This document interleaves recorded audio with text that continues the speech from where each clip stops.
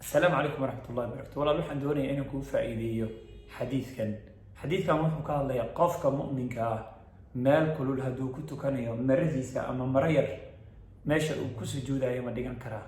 haawi nabiga sallallahu alayhi wasallam ayay ka sugnaatay.